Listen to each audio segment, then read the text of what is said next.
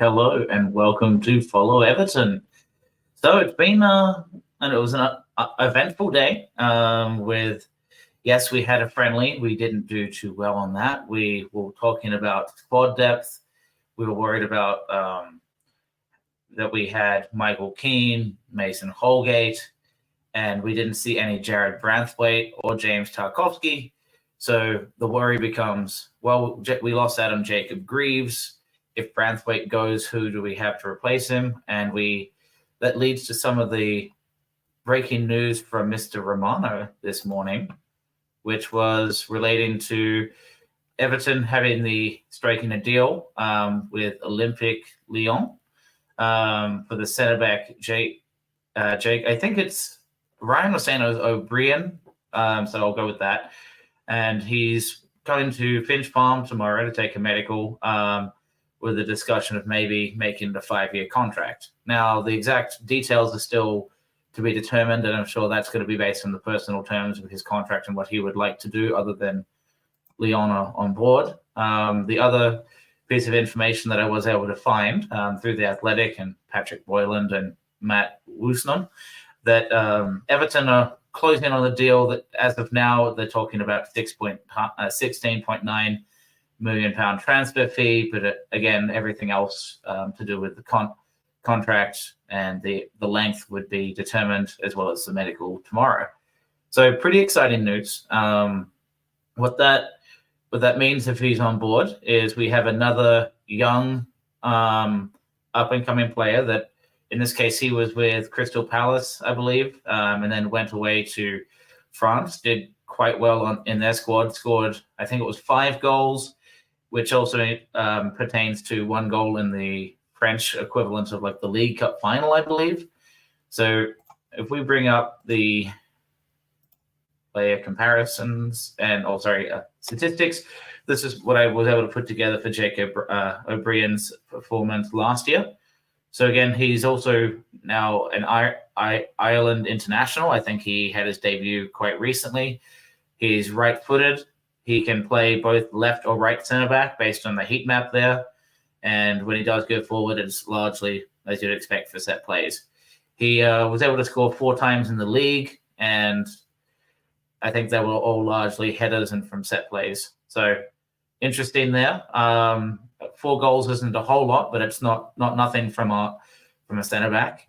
The other thing that's really exciting is A, his age, B, his height. So I'm not sure if any of you have looked at any of the videos and content from.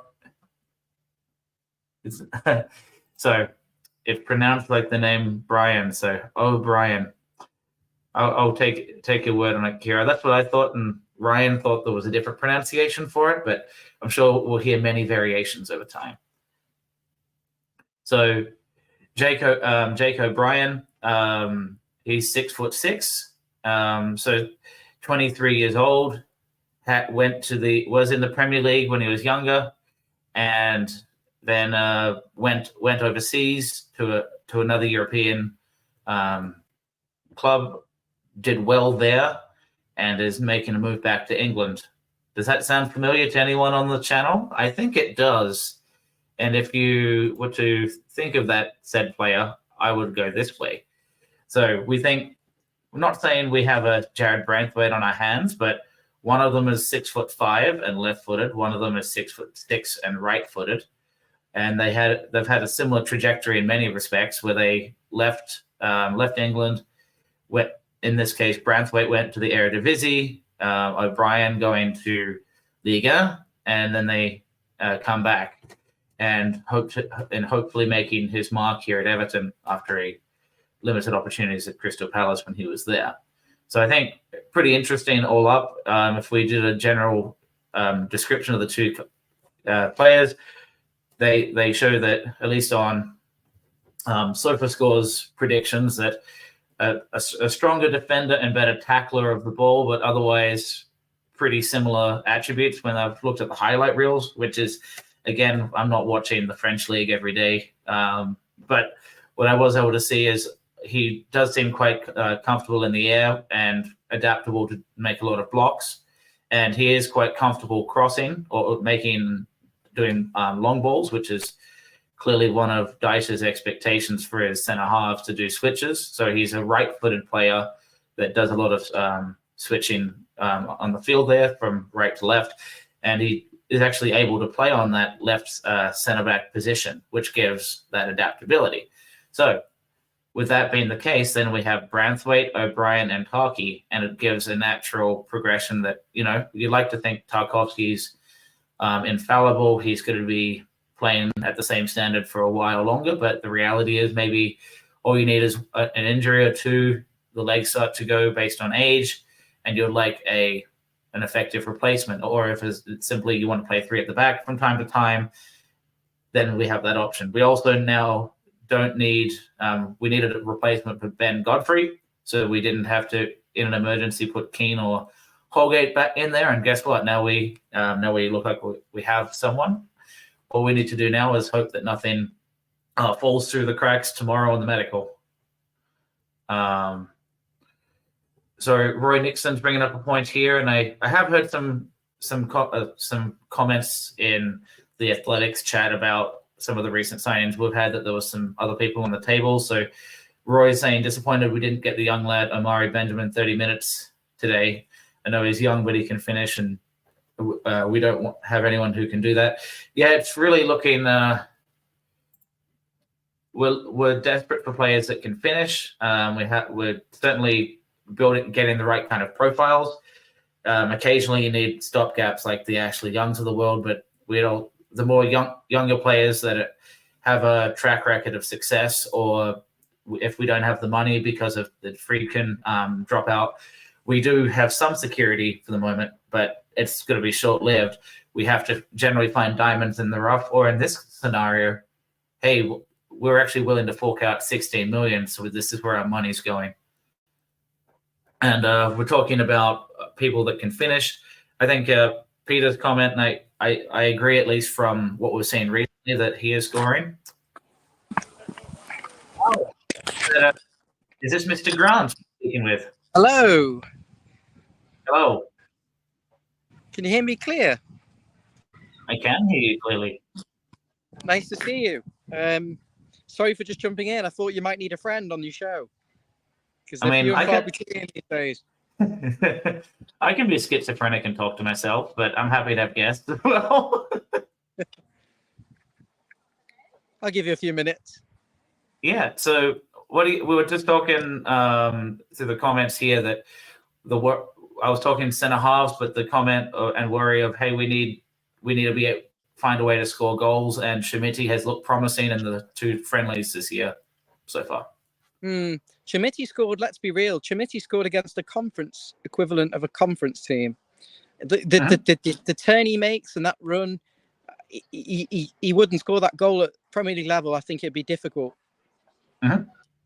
Yeah, no, I agree. What's tricky right at the moment, and it's actually going back to one of Duggan's earlier points, how do you gauge how well we're doing when we are not playing higher level sides? Is that okay? Would you prefer us to be playing more of the likes of the Romas, or is playing lower level opposition and focusing internally and not giving away our tactics to the other Premier League clubs a good idea? Sorry, I think I've just took it off just for a second. You did. Yeah. I'd like us to be playing decent teams. I think the fixtures are poor fixtures. I think for pre-season is a good opportunity to test yourself against teams from other leagues, and to give something back to the fans. Sean Dyche has no frills. He doesn't want to go on tours. He just wants people to work hard. But ultimately, do we want to go and watch games against Marseille, Roma, Sporting Lisbon, those sorts of teams?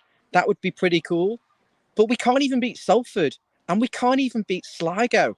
So if we put all out that team that we started with today against someone like Sporting Lisbon, for example, they get absolutely mullered. Yeah. The back four that we're lining up with wouldn't look at a place in League One.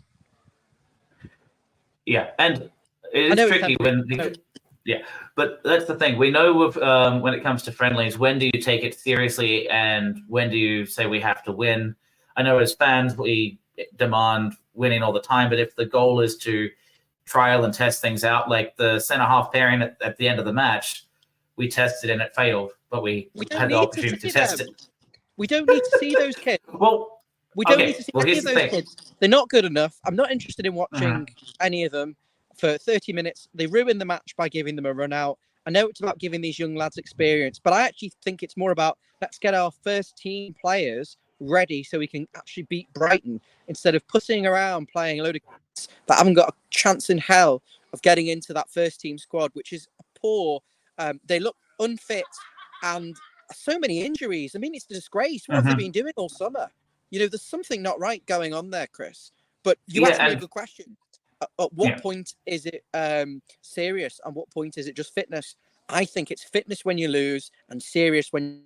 If we win, everyone's going, oh, it's great. We just battered Salford City 5-0. You know, getting the confidence up is a real style of play. We're scoring goals. When we lose, oh, it's only fitness. No, it's not. The fans went down to go and watch it. We've got to get these players ready to win games. Let's get a winning mentality. I don't care whether we're playing the pub team, on the Rocket, on the Five Ways, on the way to the motorway, on the way to the match. Oh, for fuck's sake. What a wedding and the guys tractoring it. It's so much nonsense. Yeah, I thought it was a chainsaw for a second there, Ryan. Yeah, and I think I clearly get what you're saying. When it comes to the injury piece, what's going on? Because is Branthwaite out injured? Because he hasn't shown up for a few games now. Is he okay? Have you heard anything? Because I heard Clark had the glute muscle, but... I'm going to refresh. All right. Well, when Ryan comes back, I think the question he brought up is completely valid when it comes to injuries. We know Mikalenko was out injured. It seems like he's coming back. Hey, there's the refresh. I can hear you now. Awesome. Yeah, your audio was cutting out this at the end. So I wasn't sure if that was me with my laptop that's about to be recycled. So yeah, did you? And in terms of Reece Welch looked a bit flat-footed, and Yango did not look prepared for that position. And then you go, okay, well, we're talking about squad depth right now, and if Mikalenko's out injured, Branthwaite's out injured, Tarky's out injured, and no Patterson in the lineup at all, you better be relying on Coleman being the. It's kind of weird, and I'm not. Maybe it's just not rushing players, but what is Branthwaite actually out injured? I don't know. I haven't heard anything. I am concerned that with season starts in 3 weeks and Jared Branthwaite, James Tarkowski, Nathan Patterson, Mikalenko, Jordan Pickford, and others have not been included in any of these preseason games so far. That being said, I think it's quite evident that the new signing, James O'Brien, is a shoe-in in the central of defence. And I think he could even go as far to keep out James Tarkowski when fit. This guy has serious stature, physique, 6'6". He is mobile for his size. He isn't particularly quick over a few yards, but when he gets running, he can compete with faster players. And it's his aggression, his interceptions, and his ability to play on the ball. Naturally, to me, it looks like Branthwaite and James O'Brien are going to be fantastic partnership for years and years to come. And that's nothing against Tarkowski, but they're very, very good. And I think that's why we can't get too hung up, Chris, on the fact we had to watch fucking Mason Holgate and James, whatever his face is, Michael Keane and Ashley Young and Coleman as a back four. If we play that back four in any fixture next season, it'll be at Chelsea 6-0 against Ipswich or something. Yeah. So that's exactly right, Ryan, where you're talking about that comparison. I actually brought up on the chart when you jumped on, I have the two of them with all of their heat maps and stats together because they're not exactly the same by any means. We haven't watched O'Brien to say he's the next Branthwaite, but the profile of him leaving, not getting him that much game time, going overseas, coming back, they're about the same age, they're about the same height. Both are pretty adept for their size. There's a lot of overlaps. It seems a little bit more pace. Yeah, well, 6'6" versus 6'5". It's I'm 5'7" on a good day, so it's all relative. But yeah, he's a bit heavier or stockier, more, but at the same time, it depends on how maybe one of them is a little bit better in the air and one of them is better at ground level. That's what Tarky and Braithwaite do right now anyway, who takes the responsibility for taking the big headers, and you could have the same thing. Tarkowski is aerially dominant. You know, corners, set pieces, anything that goes in the box, he gets head on it. He's unmatched. On the floor, arguably, he doesn't cover the ground very quick, and he can kind of get a bit done. But he's very good defender, and it's You know, can Everton really afford to carry 3 centre halves of a high standard? We should. You know, under Moyes, we'd have minimum 3, probably 4. But if someone like James O'Brien, unless he's getting paid a good salary, I think he's being compensated with a very good salary, and because he knows he's not going to play week in, week out. There's no other way he would come here. Yeah. And so there's a couple, and Duggan's brought this up a couple times on the comments here, but I think that's about right. That how many more years does Tarky have at the elite level? Because there were a few moments when we played a high line that he really struggled to get back, and others had to cover him. But I don't know if that means that Jake O'Brien has that leg speed, or it's just a matter of every year it's a little bit slower at that age for these guys, because that's the expectation. Once you're in your early 30s, the pace will go down unless you really look after yourself and get some rest. So it's either that, and we start to transition him out and someone else becomes captain more consistently, or we say 3 at the back, and we have Patterson on the right, McNeil goes to left wing back, and we get our width that way, and we have all these new number 10s / wingers that can be maneuvered around to try and find gaps, and you have Gay and Doucouré as the centre midfielders. The midfield pairing there really scares me, and those wing backs are not natural wing backs. And Patterson don't you think? Never really seen Everton do wing backs well. I can only record one game away at Aston Villa in a League Cup last season where we played well with a 5 or 3. But generally we stink the place out because we have a line of 5 flat defenders who stand like statues and then allow the opposition to pick holes between them, and no one knows who they're picking up. I've got many horror shows of Holgate and Keane in that system. Oh yeah. The Amy 5 at the back days. It was out of desperation because we were going. Well, that was against West Ham, wasn't it? That's when Lampard got sacked. The 5 at the back and those yellow unis where we had Yerry Mina, Connor Cody, and Tarkowski as a back 3 or something, and it was disastrous. But I will say last year, yeah, you're right. We did play the cup match against Villa, but we had a cup match against Burnley, and the away match against Burnley were the 3 games that I remember that we played back 5. And we got results in all of them. Fair enough. But it's only maybe a one-off ace in the hole rather than every week. My favourite system, and when I recall, was two. I've only liked Everton 2 times, maybe 3 times since I've been supporting them. The first time was probably 2008 to 2011, 12, probably 11. We played mostly a 4-5-1. Or a 4-1-4-1, and we had very nimble, creative players playing behind a striker. The problem with those teams, they were effective because we had creativity, we had legs, we had heart, we had resilience, but we didn't have an out-and-out Lukaku. We didn't have a real, genuine striker who could consistently do 20 goals, and we probably didn't have a defensive midfielder who could win, who could play at perhaps Gareth Barry's level, or someone's probably just about to come over to me. So yeah, I have Carsley on the back of my first Everton top, you know. Yeah, so Lee Carsley was one for me. But yeah, Izzy Garnegay, they're all a little bit different. Sorry, but it sounds like Ryan. The point I'm making too, because there's people walking by.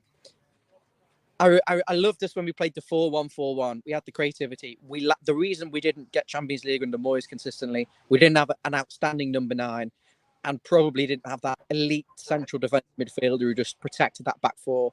And I think he had everything else for large spells. Then the second period I loved Everton was 13-14, 4-3-3. That's my preferred system. Like that. 2 wingers, you'll get 1v1, get a ball in the box.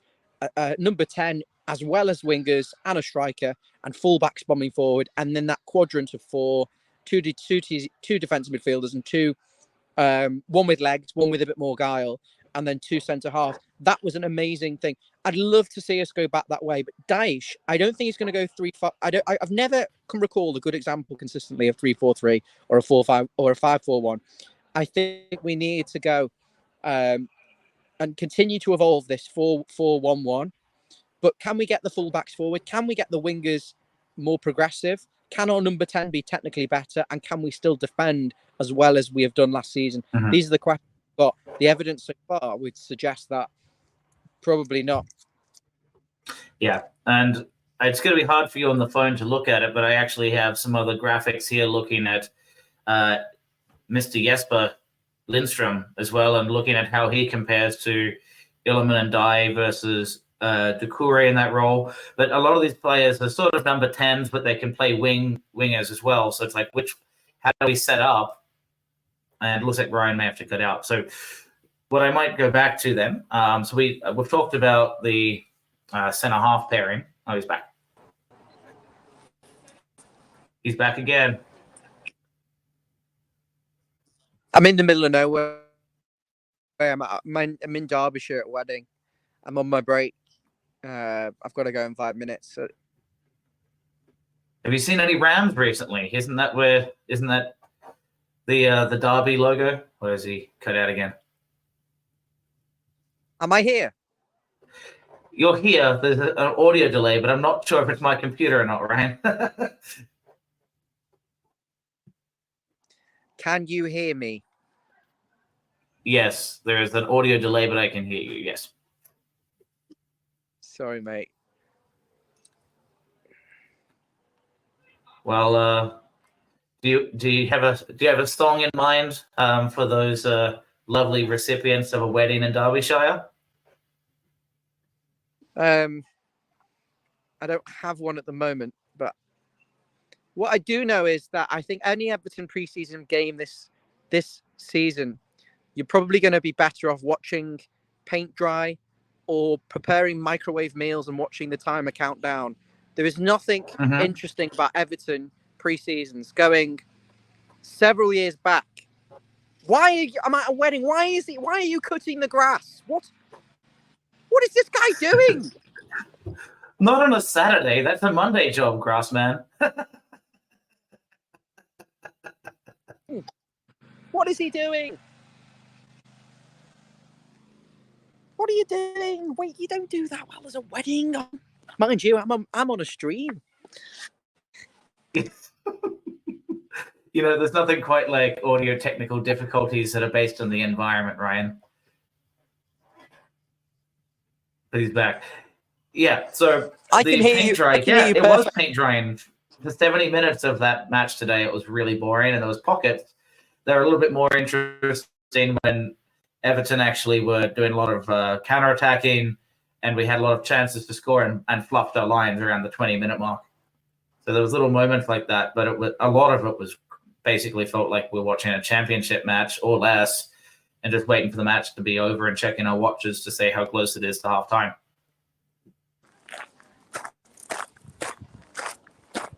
Is this any better? There is a lag. I'd say Jack Harrison played with a bit of a spring in his step. Yep, I'd say that's correct. There was a couple moments. He nearly scored a really clever last minute. This was in the second half. The guy that did the own goal, the left fullback, I'm forgetting his name, Campbell. He crossed and Harrison nearly. He stuck in front of the defender who was not paying attention to him and nearly stuck a good goal in like that. But those were the moments when at the start of the season when Harrison first came in, you're like, oh, Harrison's a great impact player. He had that level to him, and then all of a sudden it kind of fell back. So he had some of those moments where he was doing quick, instinctive plays today. But it was still a little bit of, you could feel he had effort, but effort's well and good, and it's final product. I would say in this game and the Sligo game, we never looked like scoring at any point. It almost came as a surprise when we scored one. Yeah. Did you get to see the James Garner shot? I mean, yes, but he's not scoring that. You're not scoring that against a decent keeper or a decent team who know how to set up a wall. They left a gap. Yep. The keeper's unsighted. Yeah, that keeper had been on the field for 3 minutes, so he wasn't really prepared, I think. And that did it. But, you still... we were on the field for 90 minutes, and we never looked prepared. Well, that's true too. We Do need we play on tracksuits. Tuesday now? I'm not sure. That's why I said I can't cover midweek, right? I've got work. My final work week is this week, and then I'm slowly but surely taking this house apart and moving. You're dropping a bomb on it. I'm going to... I'll cover Tuesday. I'll have the grand pleasure of previewing the match on Tuesday. I think is it Blackburn? Coventry? Preston? Coventry? Preston and Coventry are the next two up, I think, and then Roma to finish. I'll talk about them. I have to go in a moment. What I will say is I'm very pleased to see Everton making inroads with transfers. Lindstrøm, it's a classic Everton player in the fact no goals, no assists last season. We have to ask ourselves why he didn't get the game time because the excuse for the lack of goals and assists is he didn't play. Why didn't he play? Could he not settle? He's right in thinking that he might find it easier to settle in the Premier League. It's a faster league than in Italy, though. So he's got another thing coming. He's got speed, but the players he's playing up against are very quick as well. Secondly, though, I know I'm jumping from point to point there. The climate is more similar to Denmark here in England. So he may find it culturally and the weather a bit better. But in terms of adapting to the Prem, it's going to take time. It might not be that he settles straight away because he's a fast player. But as I say, he's up against quick defenders, quick players, and they're on at you like a flash. I'm pleased to see us bring him in because if you look at his Frankfurt days, he gets goals, he gets assists, and I think he wants to prove himself. But at Napoli, he didn't cut the mustard. I'm also happy to see Jacob Bryan come in because I think we need players who can be at Branthwaite's level potentially to keep him happy and to keep us going on. And but I think the business can't stop there, Chris. Yeah, unfortunately, I do have to stop here. No, and that's all good. And we can talk later, but it's interesting. Iliman and Dye, it's a very similar scenario where he didn't get his both of those guys didn't really feel like they settled. The club had 3 different managers in a season. They were underwhelming, and that was the case for Napoli too. Great expectations for winning the Serie A previously, and the whole squad just seemed like a shambles. But was it him directly? Was he on the out based on those rotations? Hard to say, but if we're able to, for a low cost, test someone like this out, and he actually is a squad player that's adaptable to play in lots of positions, we need squad depth at a minimum too. So, and we need squad depth. The squad is so imbalanced at the moment that it's very, very concerning. The fact that you can't even get 2 different 11s out of first team players, we could only get 1 first 11 and then a load of kids. Well, a lot of our starting 11 today were the players you don't want to see on the team sheet, and they often find their way into the squad under Dyche when you wonder why did they bring Keane back? Why did they bring Ashley Young back? We have better players available. Why didn't we use them? A lot of those players were in the squad today. We've got loads of injuries. I want to know why. We've got so many and it's not really injuries. They haven't announced that clearly on who's injured. Is Mikalenko still out injured? Patterson is unknown. Branthwaite is unknown. Taki is unknown. The glute injury. Idrissa Gana Gay wasn't in the squad. What's going on with him? Is he okay? And maybe I've missed someone, but those are the players I can think of right now. And Iliman and Dye was not in there either today. Look, so we finished 12th. Are they just doing a separate training? In terms of points last season, we finished 12th. In terms of points, we were 12th, right? If you can replace Onana well and then go and buy players, more creative players, a decent left-back competition, another right-back. If you go and improve in the areas, we will finish higher next season. If we spend, we will get with this manager and with this philosophy. But at the moment, what we are looking at is so many fringe players, so many players who don't look well in the right position. And we can't read up too much into it because I think we are making transfer business. So we have to stay calm. But it was annoying that we had to watch Mason Holgate, Michael Keane, Young and Coleman as a back 4 and Decore playing central midfield because he's too. It was the reason Lampard didn't like him was he's unaware of things going on around him at times. Yeah, and Decore looked a little more comfortable, granted, at Salford on the ball with possession today.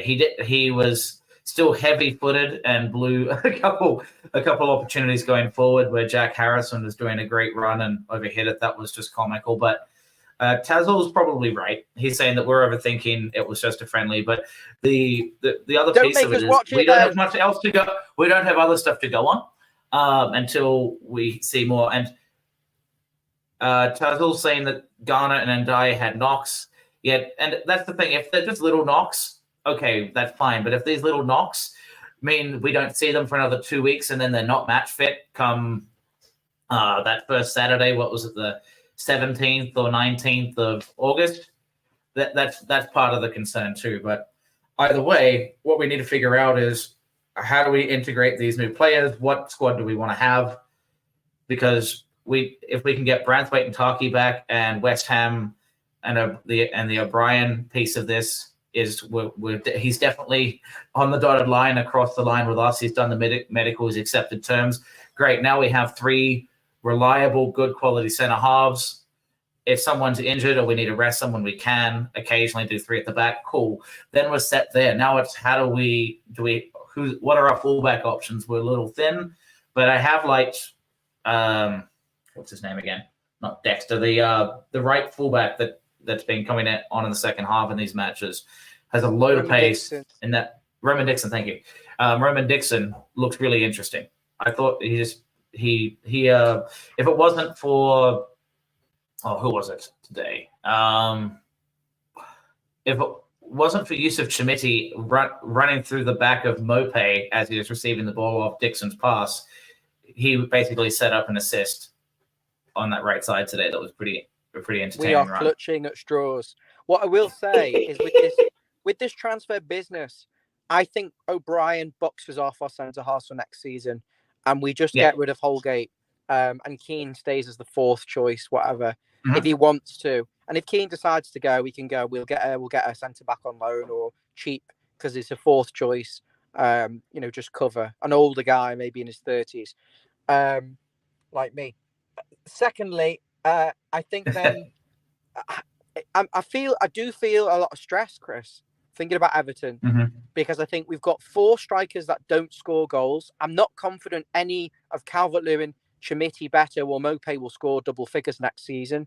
I don't know what's going on with Calvert-Lewin. I think if he's not signing that contract, he doesn't look like his head's there. He doesn't want to be here. Get rid. It's not a good situation to be in. So I've got question marks over the front 4. I've got big question marks over the wide options, Jack Harrison and McNeil. McNeil's the better of the 2, although Harrison does look like he's got more of a spring in his step. I want to see more end product from Harrison this season. And now I'm concerned. So I'm concerned over the lack of numbers on the wings, even with Lindstrøm. I think 3 isn't enough. We need 4. Number 10s, we seem to be well stocked with number 10s. Delhi, Neil Mope arguably is a number 10. Doucouré arguably crossovers there, but then Lindstrøm can play there and Ndiaye can play there. You've got loads of options in number 10. I hope it's Ndiaye. I think he's the one who can lock pick and score an assist, and that would really make you feel more comfortable. But you worry there's a lot of numbers there and not a lot of quality. Central midfield, you've lost Onana. I don't care what anyone says. This guy, in terms of defensive midfielder, is amazing. If we had 2 decent fullbacks and creative players, and you weren't scrutinising him because he's not running past everyone, then you'd say, he's a top player.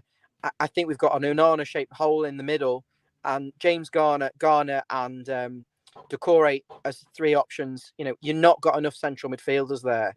You need another central midfielder who's a top-level player. And then I've got question marks over my fullbacks. I don't think we've got the right balance of right back. I think either they can attack or they can defend. They can't do both. And on the left, I think you've got a very solid Mikalenko, but when you need a bit more in a home game to lockpick, or you need a bit of pace on the counter-attack away from home, and you need a 3rd-man run, I don't think we've got that. And Young is not the answer. So there's so many questions, but we still have to be positive. We still have to be inspired by the business we've done. The fact we've kept hold of our better players. I think the striking thing is going to haunt us all season again, because I can see us doing really good business everywhere and then just not having a finisher, and they still Beto and Chimiti and all of them just spoofing it. And your concerns are certainly there, Ryan. I'll go. I I'll actually have cover to this go in a question. sec, Chris. I've You just have to realised. go. Okay. Yeah. Well, I'm a bit... I'll talk to it and I'll catch it next time. Why don't you put the StreamYard link on? Why don't you see if anyone wants to come on? I mean, to the Apollo Everton pick. Why don't you do that? I mean, unless when you said what you want to say, post the link and see if anyone wants to go on. For phone-ins? Okay, we'll do that. Yeah, give the thoughts on the preseason and the transfer business, Jake O'Brien, and all the other stuff Calvert-Lewin. But keep it, guys. I'm telling you now, don't take the piss with Chris because he's a nice guy. If you're coming on 5-6 minutes each, and then know when your time's up. I don't want anyone, if they do come on, spending 30 minutes, and it's not fair on others. Chris, I'd sit on here all night, but I've got to do some work. I've got to go back in. All right. See ya. So for Blue Skies, you're asking would I take Nonto?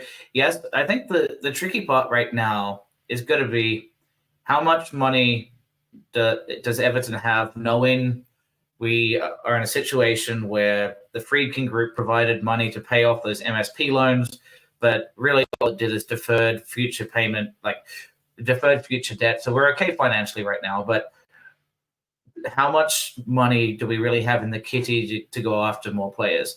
If the O'Brien deal goes through and it's 16.5 mil straight away to Olympic Lyon, how much more do we have? And if we do have more, is it enough to just get Nonto, or do we have to break up the cost to 3 other players that are lower down just for squad depth because we are looking really thin?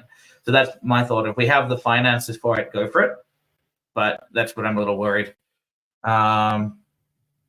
So what I'll do, because Ryan was talking about doing a phone-in, I'm more than happy to do that. But I wanted to go over some of the stats real quick. As we said, this is what I was covering just before Brian jumped on.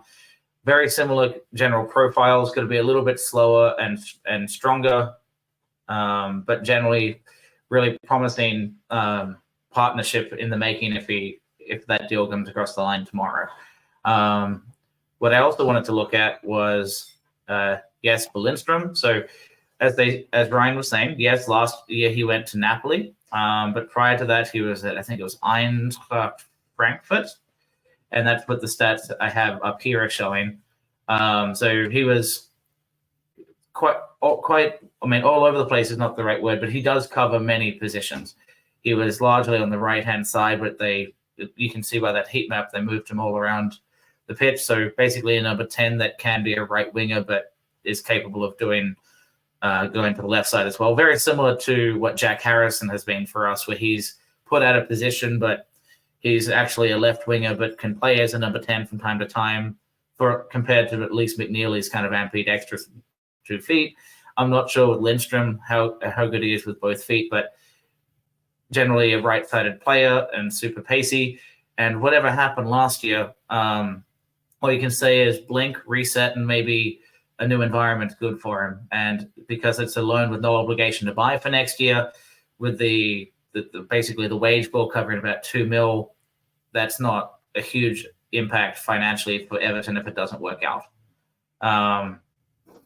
And it sounds like from what Tazul was saying, potentially up to 28 mil for Nonto next week. Sometimes when it comes to these this time of year, the amount of rumor mill opinions, and unless it's over the line, it isn't there. But there's lots of stuff in the background. The good is the news, the Football Insider, and anyone's tweet. That there's a lot. There's sometimes there's fake news. Sometimes there's actually gems in that noise. But yeah, it will be really interesting to see if that comes through and how much money Everton actually have left if they do go for Nonto, or is that subject to that money being reallocated to Nonto if and only if O'Brien falls through. So talking back to Lindström, a couple of weeks back when we had Illiman and Dye coming across the dotted line, I took advantage of some of the athletics work that they did with Smarter Scout, where they did a profile of some of the key profiles of Illiman and Dye against Abdoulaye Doucouré to say how they would act in the number 10. So I thought, well, now that Jesper Lindstrom is in our squad, let's look at how he as an alternate number 10 would affect the team. So on this example here, I've just got Lindstrøm against Ndai. I tried to put all three together, but it got really small on the screen. So I'm going to try and, depending if you're on your phone or looking on a TV, it might be harder to see this. So I'm going to try and make the screen a little bigger here, and I'm putting my face down the bottom. So again, this is the Athletics work. So credit to them and Smarter Scout for putting this information together. They're looking at three different sets of profiles here. In the red is the defensive metrics, the blue, the attacking, and green, sort of in possession, how you hold up the ball. So generally speaking, Ndai on the attacking front was really good at receptions in opposition, receptions in the opposition box. So would receive the ball. That may well be something about how Olympique Marseille played to have that much possession in the opposition box. But generally speaking, not that profound on that rosette here. But Jesper Lindstrom, when we look back when he was at Frankfurt, so not last year because insufficient data to really get a profile on it, pretty well rounded and takes a lot of shots as well. So pretty well rounded on the attacking front there.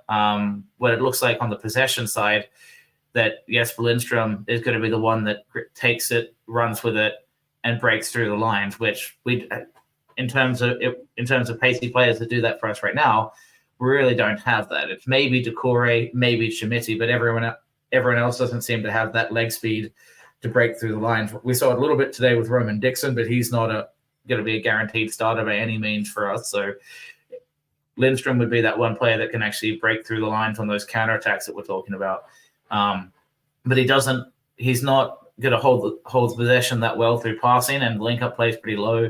Ball retention also quite low, but we'll do some progressive forward passing, which is a little bit different, but that's also a positive that we have different profiles for players. So let's say we have Ndai and Lindström in the squad. Lindström starts on the right and Ndai through the middle, and depending on how the other squad is set up, maybe you want those features that Lindström has on the right or through the middle or over to the left. And as long as we have set up a squad where we know how to alternate our players, and Lindström can link up with Nikolenko and not just whoever plays on right back to go through those wings, then you all of a sudden have a really fluid front formation that can break teams down a little bit better. So on the defensive side, I thought was also interesting. There's a defensive intensity metric that Jesper Lindström has that was quite high. So 89 percentile of all players. That's clearly someone that's going to be doing a lot of running, chasing, and I'd imagine is really effective helping close down the press. From a defensive impact and aerial duels, a bit less, and I'll bring over the Decore comparison here in a little bit as well. But it's going to be a lot about disrupting opposition moves and ball recovery, interception. So a lot of doing the dogged chasing work that someone needs to do to get the ball back, and Lindström would be a key element of that press. So if we now flip this to a profile that's a little bit closer compared to Ilman and Ndai and Lindström are a little bit more variable. I think what's interesting here is how much of an overlap there actually is on this profile. The main difference being the physicality that Decore has by his size is going to have that aerial quality and defending impact difference, and the speed impacts the ability for Jesper Lindström's defense intensity and winning the ball back. It goes up a little bit higher. Now, it looks like Decore, at least playing on a dice, because he would usually we'd be 4-4-2 out of possession, and we quite often didn't focus that much on pressing, so maybe he didn't get those metrics higher, but he does at times win the ball back. We even saw that today, that a few counterattacks led from him doing defensive tackles and winning the possession back. But if we look at the possession again, over on the green side, one of the big differences here is not on the progressive passing, although a little bit better for Lindström, not on the retention ability, because they both seem to give the ball away, and only on the 12th percentile. It's actually the difference is the carry and dribble versus the link-up play. So Decore, in the way, and anyone that's been watching even on the preseason, what they're trying to do is have a lot of one-touch kind of false nine passing through the middle, and Doucouré last year was a big proponent of that for Everton's attack running through the middle. Maybe it's a setup, but instead of doing the passing and being linked up, are you doing the running yourself? And I think that's where Lindstrøm could be really effective if he was put in that spot. But I haven't seen him play enough. I'm just going off these rosettes. So if anyone's actually watched a whole lot of Lindstrøm, feel free to add your view in the comments here. But let's see. Lindstrøm, from what I've seen, reminds me of Ross Barkley. Tricky, pacey, number 10, who works hard and likes running with the ball. Yeah, and that could well be, and that could be exciting. So outside of that, let me see, and I'll share I was going to send the link for doing a phone-in if anyone is interested. I'll put that up here, and I can talk a little bit more about our players here, but if someone wants to jump on here, feel free to do so. Otherwise, I might call it a day here in the next 5, unless Ryan or someone else wants to jump on. But I think, we can get upset about the theme of what went on today, but it's like, hey, it's preseason.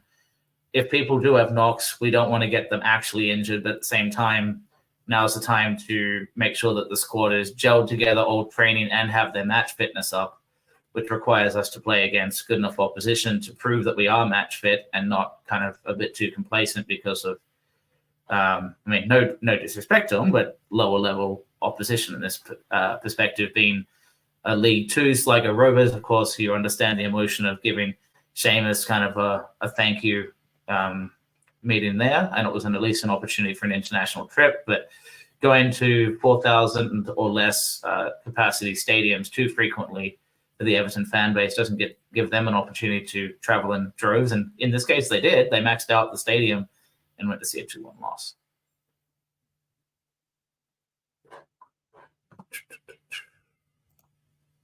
So it looks like Ryan might be making some comments through the Follow Everton page. Both of these players will play through lines, dribble, and carry the ball, thankfully.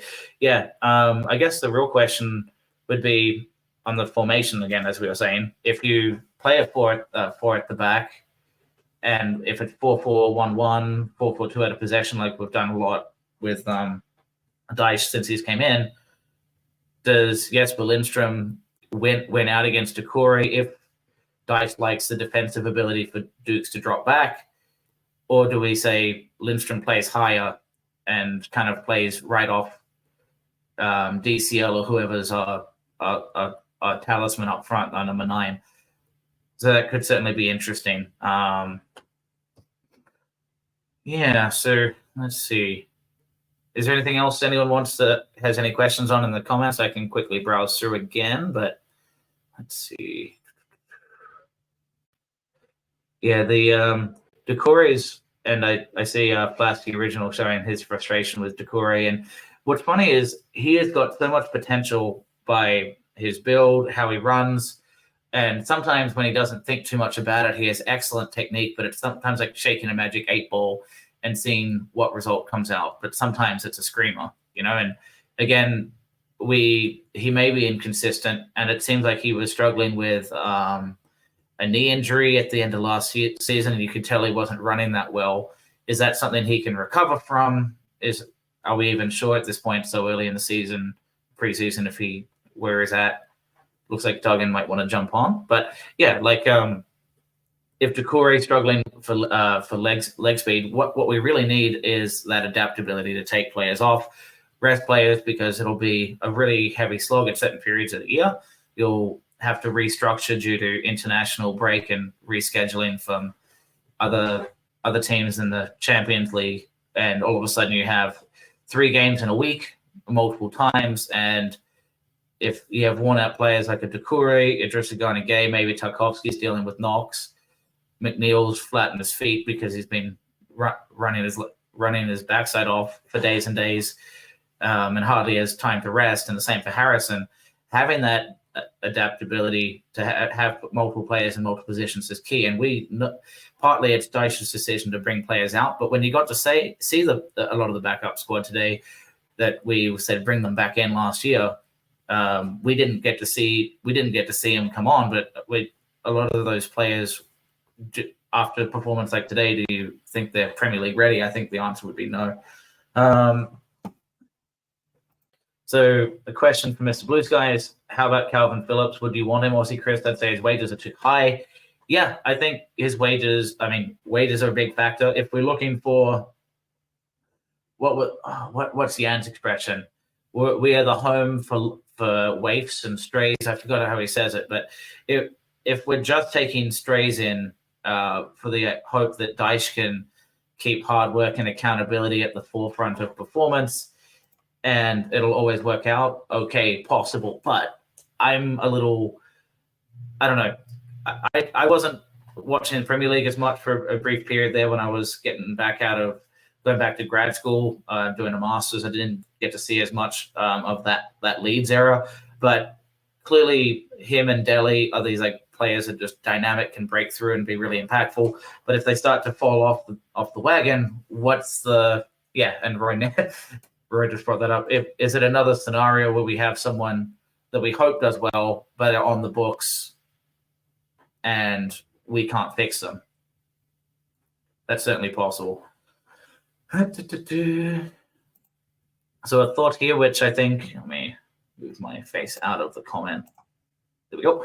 So if we want to improve our possession, we need to drop the Duke, the Duke of Abdullahi to the bench. Everything breaks down with him not being able to control a pass to a teammate.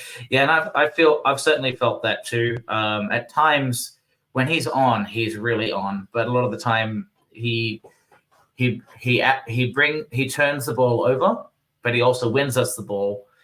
He's a big physical presence, so he distracts opposition players. But if you can't hold on to the ball for long enough and you're causing turnovers, and every time we bring our entire squad up, we have these situations where it's like, man, we just ran the entire pitch, balls turned over, got to run back, and Mikalenko can get blamed for not being in position on a turnover.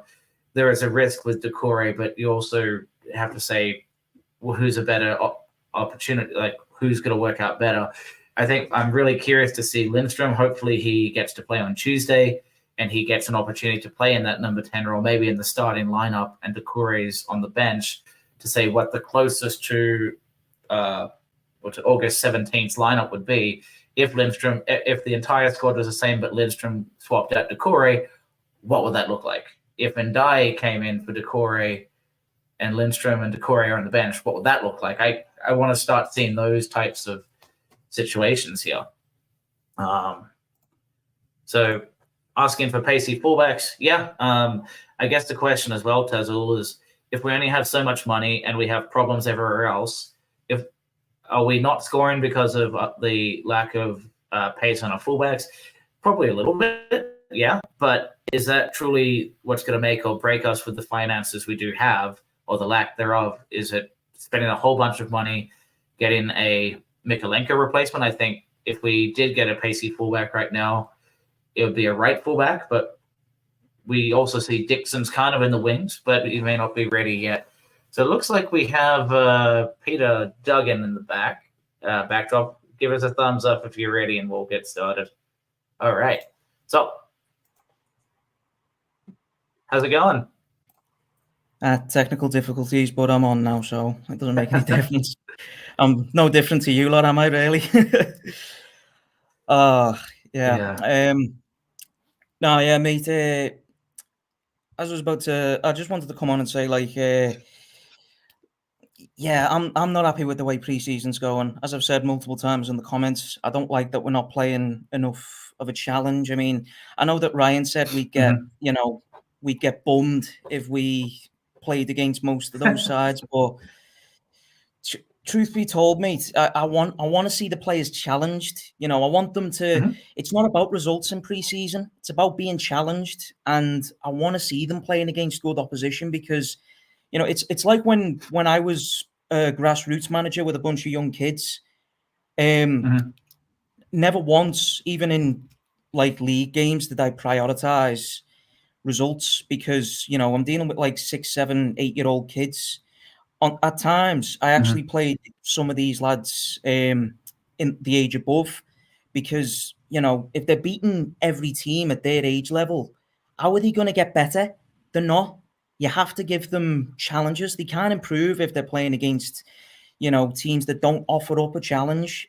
Now, agreed, we've been beaten by Salford, but we gave away 2 shitty goals, mate. It wasn't like we were getting battered. It wasn't like we were getting demolished, and it was the it same was up to the subs Sligo, anyway. Yeah, it was the same with Sligo, mate. It's not like we were getting absolutely bitch slapped or anything. It was just a case of we gave away some sloppy goals. I mean, the goal that Holgate gave away against Sligo, mate. Oh my god, how Wait, how pass bad back, can it wasn't get? it? It just, Terrible.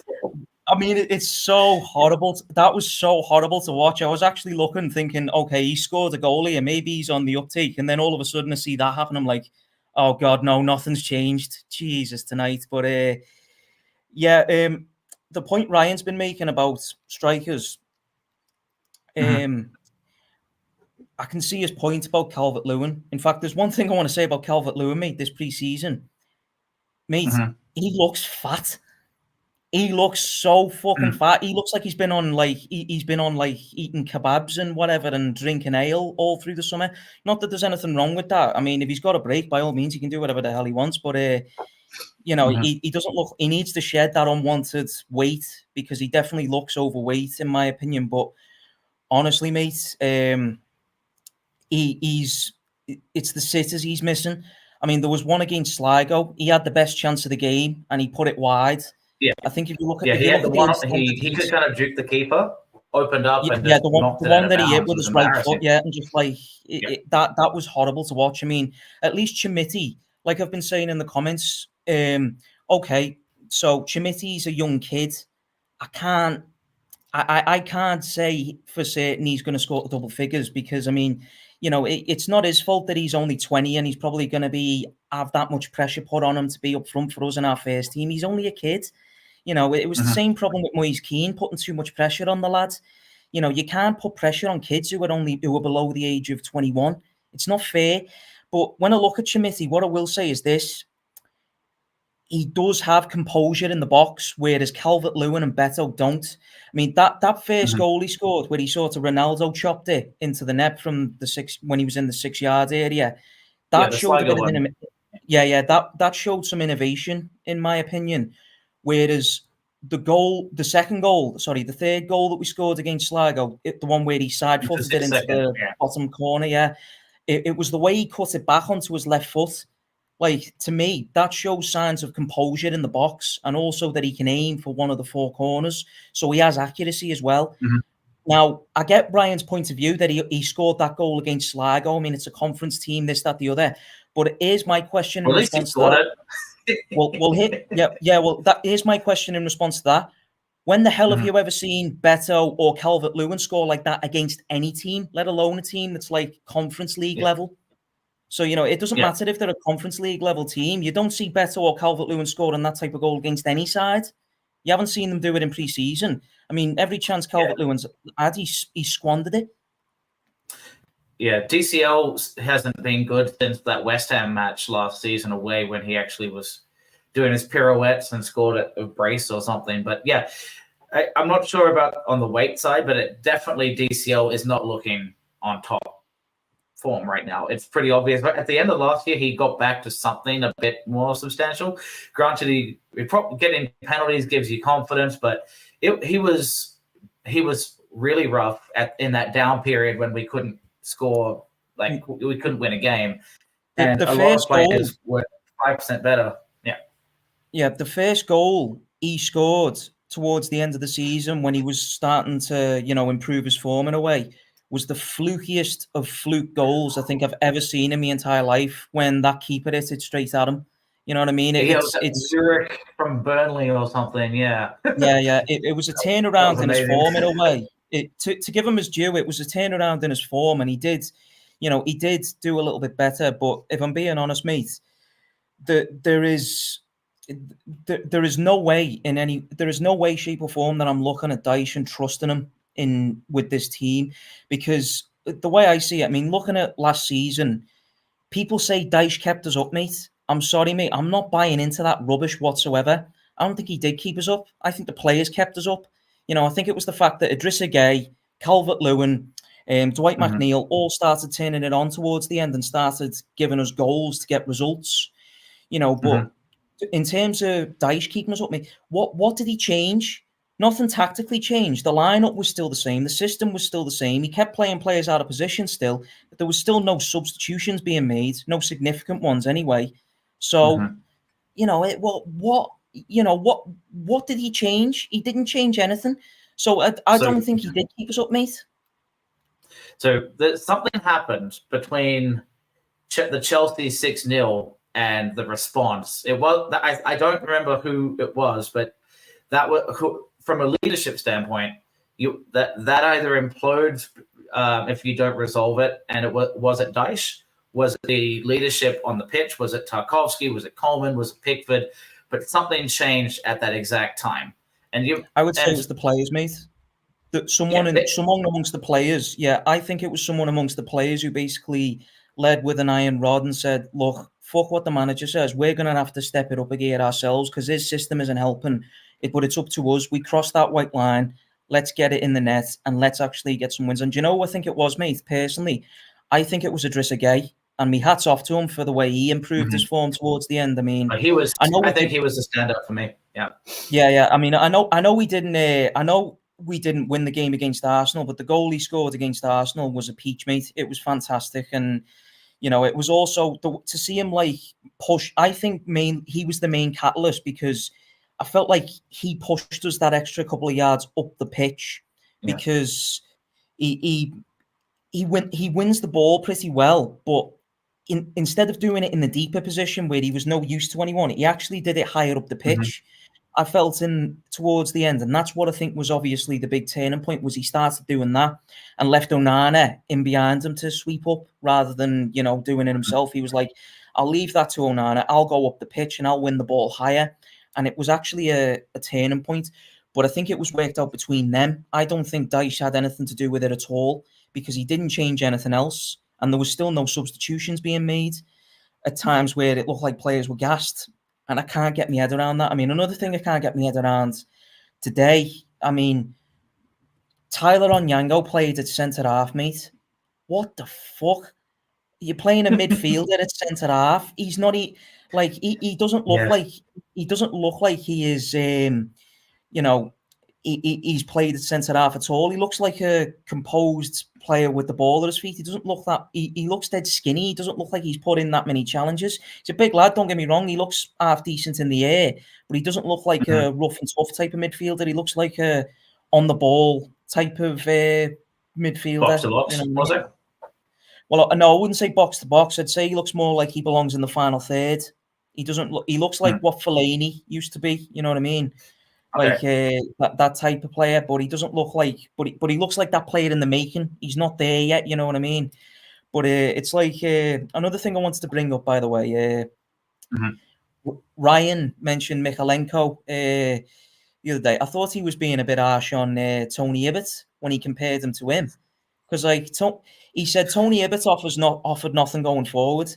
He didn't score goals, mate, but he didn't offer nothing going forward. One thing you always got from Tony Hibbert was a very consistent amount of crosses. He never blasted it over everybody, and he never came up short. He always got the perfect cross into the box.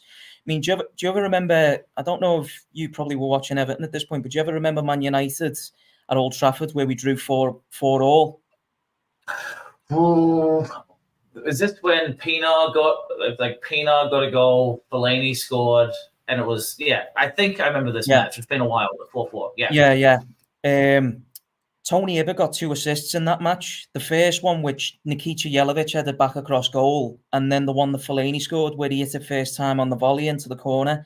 Tony Hibbert put the crosses into the box. There was one cross he put into the box where the entire pub I was in, literally dropped to their knees because they thought he'd scored his first goal because he hit the bar with his cross. And everyone thought it was probably going to go in, but he hit the bar and everyone just dropped to their knees when they realised he'd missed. Yeah. But it was one of them. But Tony Hibbert offered something going forward. But I do take Ryan's point on Mykolenko. He doesn't offer that very same sort of, thing going forward. Going forward, he doesn't offer consistent crosses. Defensively, he's solid, but crosses... he's not consistent enough. And I do see Ryan's point of view on that. It's the same with like one thing I am worried about is if Mikalenko's injured at the start of the season, I've got a feeling I know who's going to play in his position. It's going to be Ashley Young. Yeah. But here's the thing. If Ashley Young is in that team, he has to be in as like a utility player. That's the type of player he is. And if he's going to play, mate, he doesn't play a fullback. He has to be played out wide. Because one thing Ashley Young might offer is crosses. And that's something I can live with. If he can offer that, fine. Get him in. Get him out wide. He's a defensive-minded winger that crosses, Yeah, and that's the thing. Like, he actually, from the winger perspective, he was delivering more crosses and earlier. Some of them are terrible, but he would just keep kicking them out. And I think Ashley Young should not be viewed as Phil Neville was from that period where Phil Neville will start. We just don't know where we put him this week. He should be, well, if we have a gap, we fill it rather than we need to keep him in the squad. And it feels more, it feels that we treat him more like Phil Neville from the 2008, 2009 seasons. We had to get him in the squad somewhere. And I really hope we don't see that. Yeah, well, I got to tell you, mate, there's something that I actually said to someone about Dyche as a manager. I can see in the comments people saying with the board they won't sack him.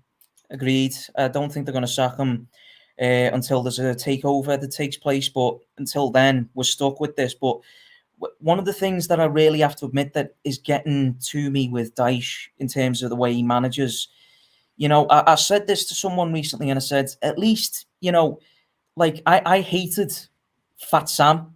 I hated when he was the manager, Fat Scam Allardyce. When he was in charge of the club, it was horrible. But at least under the Fat Man, I actually, I knew what the plan was. You knew what the idea was to actually try and get the result over the line. And he had a worse team than Dyche does, in my opinion. Whereas with Dyche, I'm kind of like scratching my head thinking, what's your plan here, mate? Like, I don't get why you're playing this player out of position or this player here, this player there. I don't understand why we're sitting deep so much when we've got a bit of a, we've got a solid defense. You don't need to sit so deep. You can actually just, go forward, press the opposition a little bit more and try and get some numbers in the box, but we never do. But at least under Allardyce, I could see like a plan, you know what I mean, with a worse team. I mean, can you honestly say that, the likes of Onana and Idrissa Gueye were worse than Tom Davies and Schneidlin in midfield, or at the back, Michael Keane and Ashley Williams compared to Tarkowski and Jared Brandford? I think defensively, we're set up as good as we have been for a long time in many respects. The problem at the moment is we don't have players that can bomb on. You're talking about the line thing, and I think that's an interesting point. But I also realize everyone's going to be listening to us for hours if we're not careful here. So yeah, we'll probably cut it here in a minute. But did you notice that there was a few mess ups with Tarkowski playing a high line, and they would there was a few either goals or almost goal opportunities because Tarky isn't comfortable playing as high. Doesn't have the recovery pace that Branthwaite does, so Branthwaite needs to be staying back for us to play high. He's, do you know who he reminds me of, mate? He reminds me of Alan Stubbs and Davy Weir, because when they were under Moyes, Alan Stubbs and Davy Weir, as defenders, they weren't quick enough to play in a high line. So Moyes introduced Carsley to play as a sweeper in front of them. But one thing he had in Stubbs and Weir was great penalty box defenders. They could challenge in the box without giving a penalty away. They were great in the air. They could block shots. They could read danger. They could sense danger. But if they got caught on the halfway line, it was game over. And they were up against players like Dennis Bergkamp and Thierry Henry playing for Arsenal and the likes of young Ronaldo and everything who would have outpaced them with ease. So with Tarkowski, I've got a feeling that he's not that pacey defender. Well, I know he's not that pacey defender. But in the penalty box, I can trust him. Now, I see Ryan's point. I see Ryan's point about not playing him in playing a 3. But the one thing you could do with a 3 is leave Tarkowski in the deep position and get a sweeper in front of him with the two quicker centre halves next to him as recovery defenders. At least then you've got. So he's in a back 5. Yeah, well, essentially a back 5. But one thing you could do with the fullbacks is get the get the wing backs playing, sort of doing like coming inside when they can, but also drifting to the wide areas when they need to press those positions and keep the ball there. Don't let them cut inside. That's what the wing backs need to do. But they need assist. At least if they have 3 defenders, they don't need to worry about what's behind them. So they can just advance and press onto opposition players. If they can't be relied on defensively to recover and stop crosses, they need someone in behind them that they can trust to sweep up behind them. So if I'm being honest, if I was Mikalenko and I was being asked to push forward, which I wouldn't trust him to do personally, but anyone who gets brought into play on that left wing back position needs to push up and basically not worry about what's behind them, because you've got Branthwaite there. Yeah, actually, then you probably watched. Did you watch much of Villa last season? Or Man City? A little bit, yeah, a little bit. Because a lot of those squads, you notice that one fullback would basically 4 at the back, but in reality, it's 3 at the back. So for City at the end, and they started it with the previous year with Cancelo, the left-sided player would be into a wing-back position, and the right fullback would largely play central. Villa did the same thing with Matty Cash, because I don't think he can defend great, but he's great bombing forward. They would have their right fullback become the right wing-back, and then they would have 3 the other 3 defenders staying back as centre halves most of the time, and then they would occasionally swap. I can see Branthwaite do that. I don't think Mikalenko is comfortable enough over to do it, because the only time I thought he was impactful is when McNeil went into the middle to give him the entire wing to just run on, and then if he get to the ball and release it, he was fine. Yeah, and before you finish up, mate, I just want to respond to Zul in the comments. Look, mate, I have to be honest here. The manager does get credit if he does things right when things are going well, but I didn't get the sense that anything changed, was my point of view. But with regards to the players getting no criticism when things are going bad, mate, I'm not blaming Sean Dyche for Calvert-Lewin missing sitters. That's Calvert-Lewin's fault. I don't blame Dyche for that. But when I look at the system and I don't see it being balanced, that is down to the manager, because he's the one who sets out the plan for the players to go out on that pitch. Yes, they have to put it out there, but I don't think that they can put it out there when there's a lack of balance, when central midfielders are getting played out wide, or centre halves are getting played as fullbacks. I don't see a balance to that. And more importantly, I didn't say that the players said, fuck the manager, we'll do our own thing. I said, basically, they said the manager's system isn't doing us any favours here. We've got to dig in and we've got to do what we can to keep us up, and it means we need to get higher up the pitch. And I think there was a decision between Onana and Idrissa Gueye for Idrissa Gueye to push higher and Onana to sit and do the sweeping up. That's what I think changed the results towards the end of the season. And I think that was mainly down to them and not Dyche, because tactically nothing changed from Dyche. There was substitutions were still poor, and we were still seeing players played out of position. I couldn't understand why Godfrey was getting played as a fullback when he's not a fullback. Couldn't understand Ashley Young getting played a fullback when he's clearly not a fullback, because he can't defend and inevitably made the mistake which led to us getting beat by Arsenal. And I couldn't understand James Garner getting played out wide on the right wing when he's clearly a number 10 and doesn't have the pace to play out wide. That these are things that I question the manager on, because it's his decision. I don't think the player is deciding to play out wide or being played in a position where he's not comfortable. And you can clearly see he's not comfortable because he doesn't offer anything in that position. That's just the point I was making. But at the end of the day, Tazol, if you're Dyche in, that's okay. I'm not trying to change your opinion, mate. But my opinion is Dyche out. I don't think the board will do it.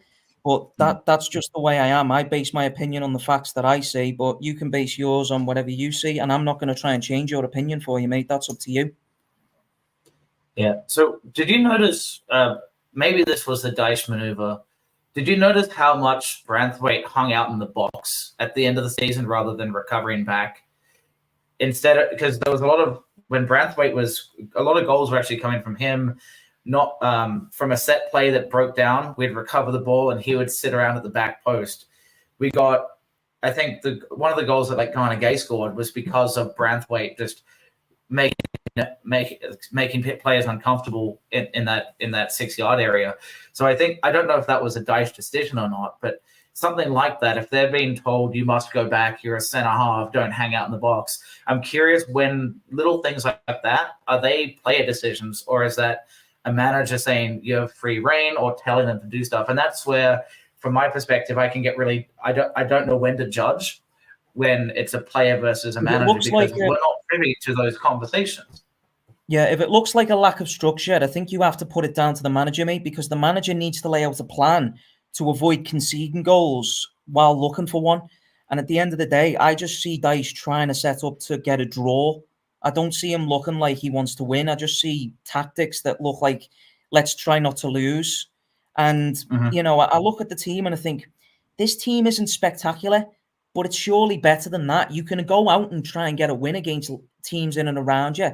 If you're playing a Big Six team, yeah, I understand, set up to try not to lose. If you're playing a team in great form, I can understand, set up to try not to lose.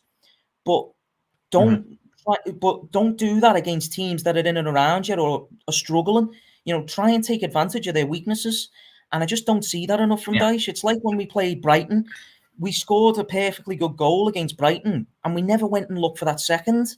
And I feel like that was the key reason why we didn't get 3 points. We ended up coming away with a point instead, because we don't go for that second. We don't go for that third. And I feel like if we did that a bit more, it would be a little bit better. Some of the chances we do get, we squander, but mostly that I put that mostly down to the players than Dyche, because I look at Calvert-Lewin and Beto, and as I've said on multiple occasions, no composure in the box from them. But Chimiti has shown in pre-season, in my opinion, that he has a little bit of composure in and around the box to get the ball under control and get a shot away and hit the target.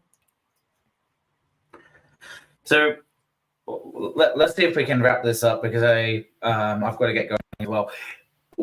Yes, we are worried that we do not have a good. We're not looking good right now. We're seeing some promising. We're trying to get players that I think improve the squad. We're looking for pace. We're looking for something to shake up the cobwebs of 3 years ago, and these players that are still here, like the Keanes and what have you. So I think there's some positivity that we can take from the moves recently. The Friedkin piece, I think, was stuck. Yeah. Yeah, sorry. Yeah, one more thing. If Michael Keane plays in that team next season, right, and I don't want him to, but if he does, I don't want him in that back four. Because in the back four, he is terrible. He has no concept of tracking an attacker whatsoever. Therefore, he always loses the man, and he's not quick enough to make recovery runs as a centre half, and that's not good enough. But one thing he does offer, one thing I've noticed about him, I'm never worried when he has the ball at his feet that he's going to lose the ball, and I'm never worried that he's going to misplace a pass. And more importantly, whenever he's in and around the opposition's final third, if he has a shot, don't care if it's 30 yards, 25 yards, 20 yards. Don't care if it's from inside the box. Even if he's hitting it first time, I'm always convinced this is going on target. And I always look at that and I think, well, why not play him in midfield? Because he's not he's not going to be able to track back very well.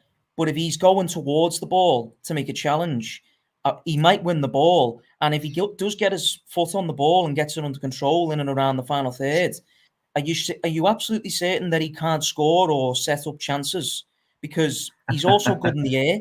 He's also good in the air as well. I think if you put him on the pitch, if you put him in the box and someone gets a decent cross in there, I think chances are, mate, he could get his head on that. And I think he'd probably score more headers than Calvert-Lewin and Beto. In a way, he could be the Gareth Barry player behind, like in front of the back four, distributing. As long as he's on the ball, he's really effective, as you're saying.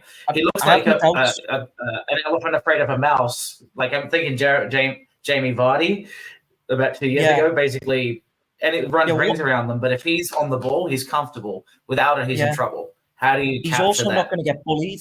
Like if you come up against physical strikers, mate, or physical players, he's not going to get bullied. He'll just compose himself, reassess himself, get on the ball, and he will play a little bit. But if he's in a back four, mate, he's of no use to us because he can't track a player. Yeah. And that's the worrying thing about him. You don't want him on set pieces, tracking players. You want him to be on the front foot. You want him higher up the pitch in the final third, in my opinion, because he hits the target and he's good in the air when he's attacking headers rather than defending them. When he did play last year, and it was, I think, primarily at the very beginning until Branthwaite got in the squad and stayed. So there was a couple of matches there. And then he had a great game against Burnley. And that was when we had the back five. Yeah, so he had a good game. He scored against he scored against Fulham actually at the start of the season, but it got disallowed for an offside that wasn't even an offside. No, it wasn't that. It was a foul on the keeper when the keeper tried to grab the ball off Tarkovsky. The ball. Dermot Gallagher said it was an offside. Dermot Gallagher said it was ruled out for an offside, but there was no offside in there.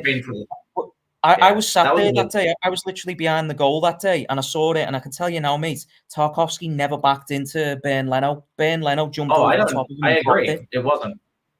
Yeah, it was a joke decision, but it was Michael Keane showing the qualities he does have, in my opinion. That whereas defensively he shows a complete lack of quality. He doesn't know how to track a man, and he can't recover quick enough. But what he can do is he can offer a goal up the other end, and he can offer a bit of composure on the ball to keep it, and he can offer a decent pass every now and again.